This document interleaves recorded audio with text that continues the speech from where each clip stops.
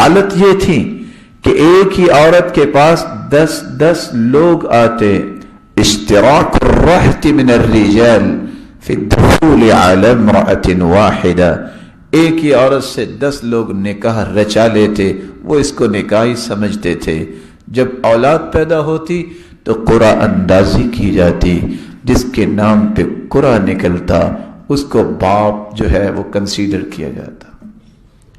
اسلام نے کہا کہ جانور اور انسان میں اتنا ہی فرق ہے جتنا زمین و آسمان میں فرق ہے. یہ اشرف المخلوقات ہے، اس کی عزت اور غیرت ہے، اس کا ایک مقام اور شرف ہے.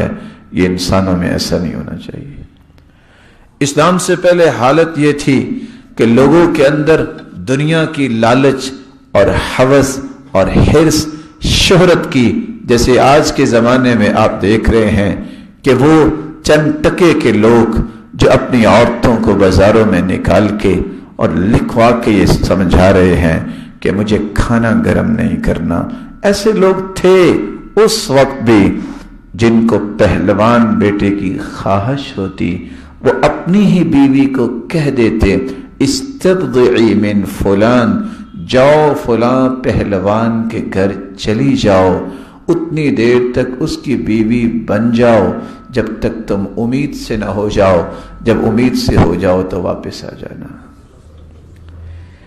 کبھی ایسا بھی ہوا ہے کہ کسی کی عقل جو ہے اور دانش سلامت ہو اور اپنی عزت کو کسی کے ہاتھ میں دے دے؟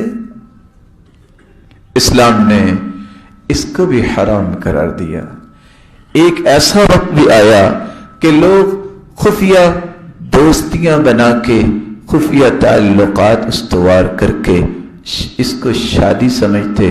اسلام نے آیت نازل کر دی اور قرآن میں اللہ نے حکم دے دیا وَلَا مُتَّخِذَاتِ أَخْدَانٍ، چپکے سے تعلق بنانے والی عورتوں سے تم نکاح نہیں کر سکتے.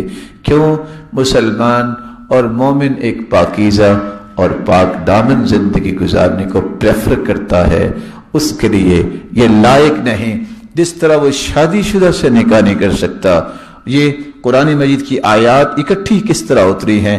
ماں سے نہیں، بیٹی اور بھتیجی اور بھانجی اور بہن، یہ سارے معزز رشتے گنوانے کے بعد اللہ ذوالجلال نے فرمایا وَلَا مُتَّخِذَاتِ أَخْدَانٍ، ایسی عورت سے بھی تم نکاح نہ کرو جو اس طرح خفیہ تعلق کو پالنے والی ہے.